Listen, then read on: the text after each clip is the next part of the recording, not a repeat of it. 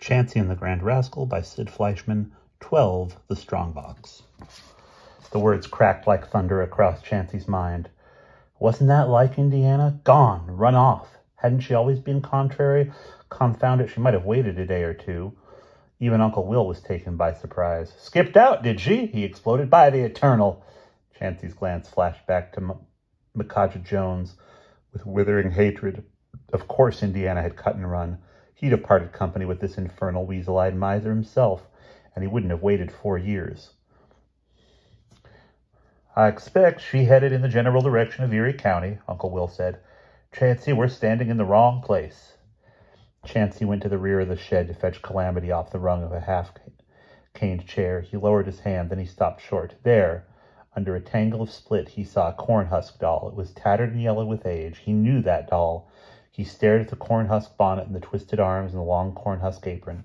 The doll's painted blue eyes stared back at him. It was Tolly. It was Indiana's doll. He turned. Micajah Jones was hanging the shotgun on pegs near the shed door. Chancy gave Uncle Will an earnest sign. When Uncle Will came over, he broke into a whisper. Look, that's Indiana's doll. You certain, boy?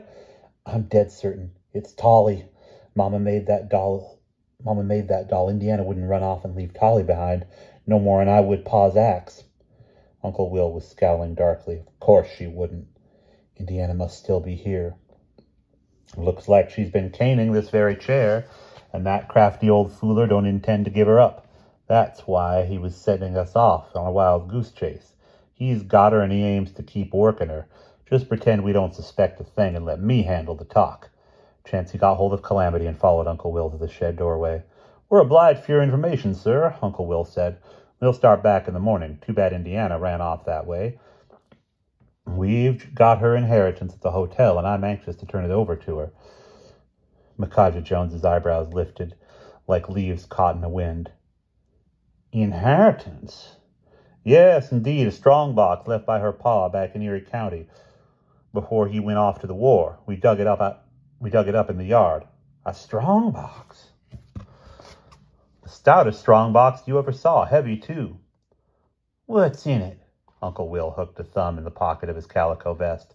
Chancy saw that tall tale look on his face. No telling, sir. That strong box belongs to Indiana. It was left to her. It wouldn't be right for us to open it. Heavy, you said? Heavy as a brick. Buried, you said? 3 feet deep. It's beyond my imagining what's in it. Micajah Jones was rising to the scent of riches like a fish to bait. He gave his chin a rasp with his long fingers. A man wouldn't go to all that trouble to bury a brick, would he? Uncle Will ignored the question. If she should turn up in the night, you'll find us at the Southern Hotel. She might at that, said Micah Jones with a sudden laugh. You know how it is with runaways. I reason she come home when she gets hungry enough. She'll be glad to get that box. The chairmaker cleared his throat. I don't believe I caught your name, he said. Buckthorn, answered Uncle Will. Will Buckthorn. They left Micajah Jones, cracking his knuckles thoughtfully in the doorway of the shed. They passed the persimmon tree and started toward the river. Chancy couldn't help taking a final backward glance at the house. The windows looked as empty as the eyes of a dead man. But then, in an upstairs window, he saw a face appear. A girl's face, pale as a ghost. Uncle Will, he said, but before Uncle Will could look, the window darkened. The face was gone. Someone had drawn the shade. Uncle Will's eyes narrowed. You reckon it was Indiana? Chancy hesitated. He had only a fleeting glimpse, but it was enough to rouse his anger all over again. Bound to be. That man most likely has her locked up for some punishment. Most likely. Uncle Will, we can't leave her there. We can't, but we're going to, Uncle Will said. I dislike to walk away as much as you, Chancy, by ginger. I'd take a grand pleasure in breaking a hickory chair over that rascally man's head, but if we took Indiana, he'd have the law on us before we got very far. Chancy couldn't take his eyes off the upstairs window. He could climb the persimmon tree and fetch Indiana in a minute. But Uncle Will had him by the arm. Come along, this thing has got to be done right. And the right thing is to walk away, mark my word. Before the night is done, he'll turn Indiana over to us of his own free will, and I want his name on a piece of paper to prove it. If he intends to play the rascal, he's met his match. I can play the Grand Rascal, if the occasion calls for it. Before we're finished, Chancy, that man will bite himself. On the way back, Uncle Will picked up the strong box with the broken hinge discarded among the leaves. He washed it clean in the river. "The box is sound enough," he said. "All it needs is a blacksmith." And when they found a blacksmith in Paducah, he said, "Braze the hinges so the box won't open, sir. In fact, seal the lid down all around. And while you're about it, sir, why, heat up an iron bar and wrap it around like rope. I want that box so almighty strong it would take Hercules 24 hours with a hammer to chisel and bang it open. We'll be back." By dark, Chancy and Uncle Will got their supper, returned for the strong box, and sauntered to the Southern Hotel across from the wharf. It was a warm summer night, and guests were seated outside, fanning themselves with folded newspapers and straw hats. Chancy and Uncle Will found chairs. There was nothing to do now but wait. Uncle Will rested a foot on the strong box and told stories of the war. Chancy could hardly keep his mind on what Uncle Will was saying. He expected at any moment to see Indiana and Micajah Jones loom out of the shadows. Calamity went to sleep on Chancy's shoulder. The hours passed. "Oh, he'll be along, sure as a goose goes barefoot," Uncle Will said, and began telling stories about his travels through the Great Plains. It grew late, and one by one the hotel's guests retired to their rooms. Soon even the street and the wharf were deserted. "Oh, he'll be along," Uncle Will said again, and then he added, "I declare there he is now." Chancy gave such a start he awoke Calamity on his shoulder. Micajah Jones was hurrying along under the yellow streetlights. He was alone. Chancy could barely conceal his disappointment, but Uncle Will chuckled softly. "I calculated on it. He wants this empty strong box first. He's come to outsmart us." Then Uncle Will raised his voice. "Evening, Mr. Jones. You're looking for us, I believe." The chair-bottomer saw them and gave a lurch. "Why, indeed I am, sir," he said, smiling like the sun. "You're in luck. The girl has come home."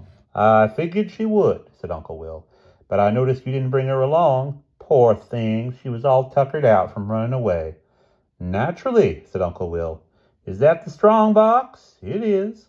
We don't like to let it out of our keep any more than we have to." Micajah Jones cleared his throat and gazed hungrily at the box. "Must be a gracious plenty of things in there.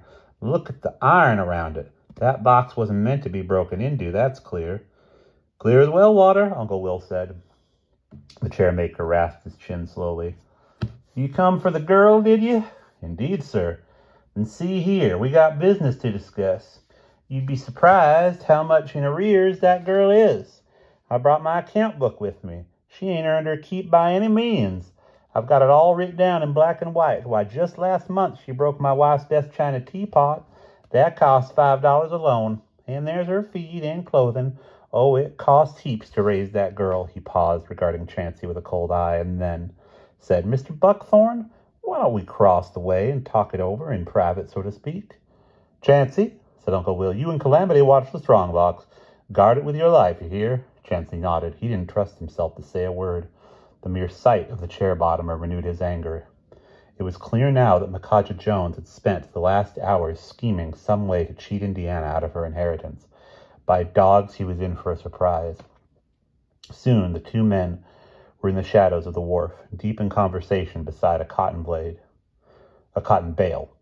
Chancy kept a foot on the strong box and watched. 15 or 20 minutes passed before Micajah Jones went loping away from the wharf. Uncle Will returned with his eyes blazing. "Why, that low-down, hang-jawed, weasel-eyed, long-necked skunk. When it comes to purebred meanness, there's no doubt about it. That man's the devil, red-hot from home." Chancy prepared himself for the worst. "Won't he let Indiana go?" "Not until we pay her debts first. He claims they amount to all of $287. It's right there in the account book, and not a word of truth between the covers. Of course, that's what he was doing all this time, making up it and entering all those figures. Why, if Indiana ate all the food he's charged up to her, she'd have to eat 10 meals a day."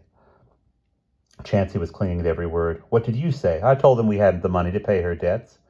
"What did he say to that?" His anger discharged, Uncle Will suddenly broke into a laugh. "Why, he said he'd take the strong box in full payment. That's what he was after all along." "Yes, sir." I said, "No, I couldn't do that, sir. It's Indiana's inheritance, and anyway, there might not be anything of value in the box. It wouldn't be fair to him. He said he'd be glad to chance it, sight unseen. Oh, he's sure it's a hoard of gold pieces. Still, I kept saying no. He'd been all this time wheedling and coaxing. I finally gave in, providing he signed the account book, paid in full, and wrote out a statement in his own hand, making no further claims on Indiana's services. Did he go fetch her? Uncle Will nodded. Oh, he's outfoxed himself now. We're to meet halfway along the Tennessee in an hour. The moon had risen, and it shone in the Tennessee like a floating scrap of paper. Bullfrogs raised a steady thunder along the bank.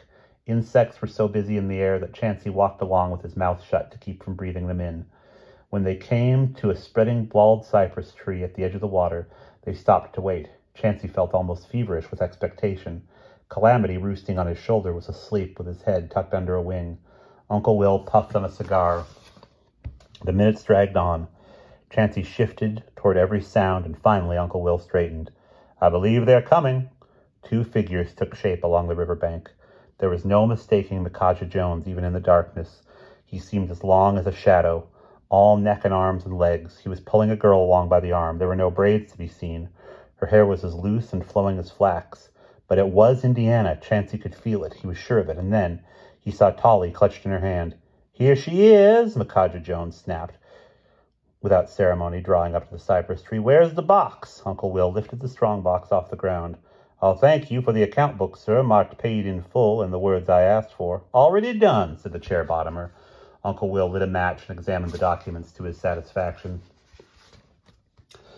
Then the exchange was made. Micajah Jones gave Indiana a final push. Don't make any trouble, girl.